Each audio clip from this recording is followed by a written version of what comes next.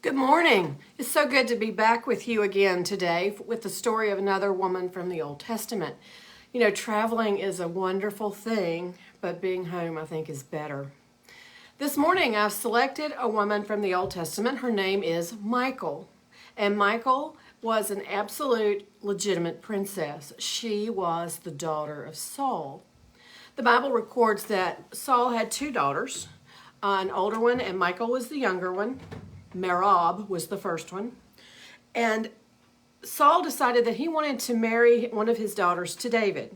Now, if you remember, Saul was threatened by David. Not that David threatened him, but Saul felt threatened by David because David was much more successful and much better liked than he was. His idea was that he would marry off one of his daughters, and I guess that he would have sort of a spy in David's household. Well, David didn't really want to be Saul's son-in-law, and he complained and said, you know, my family is nothing. How in the world is it that you want me to be your son-in-law when I'm a nobody? And I don't have any money either. Well, you know, a bride price is a very important thing in that time. So somebody else came up with the bride price for Merab before David could.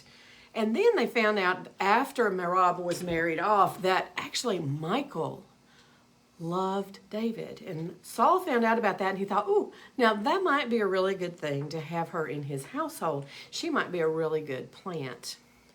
So he went to David and said, I still want you to be my son-in-law, but don't worry about the bride price. The bride price is actually going to be 100 Philistine foreskins.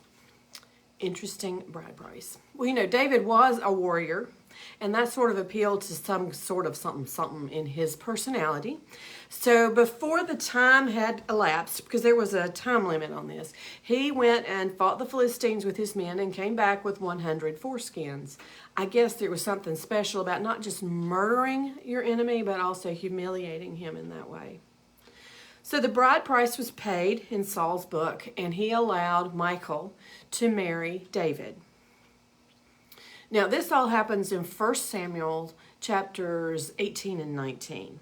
The next part of the story, Michal and David are married, and Saul decides that he wants to murder David. Okay. And he expects Michal to help him in this endeavor, but Michal finds out about it, and remember, Michal loved David. So Michal went to David and said, Daddy's going to try to kill you, so we got to get you out of here. And she helps him escape through a window. She concocts a ruse and says that David is sick. She hides an idol in the bed and puts a wig on it so that it looks like David is asleep and sick in the bed. The men actually demand to see David. If he's sick, they want him to prove it, and they find Michal's ruse. And at this point, David has escaped. Saul is angry because once again he has failed to murder his enemy, who he sees as his enemy is David. And he is never again a fan of David. He constantly tries to take him out. Fast forward. Wars have been fought. Saul and his sons have died. Michal and David, of course, are still married. And David, because of his success in battle, has decided that he wants to bring the Ark of the Covenant from Shiloh to Jerusalem. And he succeeds in doing that. Bringing the Ark of the Covenant into Jerusalem is a high and holy day. And David dresses for it. He puts on what the Bible says is a linen ephod. And this is a linen tunic. It's a garment that the priests wore when they were serving in the temple.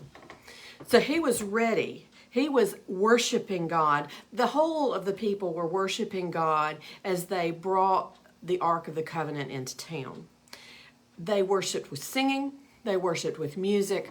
They were dancing. It was high and holy, and it was exuberant. It was a happy explanation. And they danced hard, and David danced hard, apparently. When he came home that afternoon from his exciting and uplifting experience, I've heard people call it re-entry, when you come home after one of those really mountaintop experiences and the first thing that happens is that somebody bursts your bubble. Well, that's what Michal did to David. She burst his bubble. She said, well, look at you. What a king we have now. There you are out there dancing and exposing yourself to everybody. What kind of a man are you? Well, David took it for what it was, which is a serious criticism. And he said, if you think that I have embarrassed myself now, well, just you wait, because I'm not finished embarrassing myself in front of God and for God. Because that dance, that wasn't for you or for anybody else. It was only for God. The next thing that the Bible says, this is in 2 Samuel chapter 6, is that Michal had no more children until she died.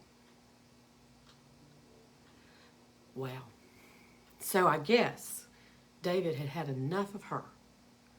She was a contentious woman. She was difficult. Maybe her daddy knew that from the very beginning, and that's why he placed her to be a snare in David's household. Well, she certainly was, and she paid the ultimate price for that. The ultimate price of being estranged from her husband. You know, oftentimes it's really easy to be critical, to have a critical spirit, to say the mean and the ugly things. But perhaps we can learn from Michal that maybe we could take a chill pill for a second and realize that we might not know everything that's behind what has gone on. I hope that you have a great Friday, a great weekend, and I will look forward to seeing you again next week with another story of a woman from the Old Testament. Bye now.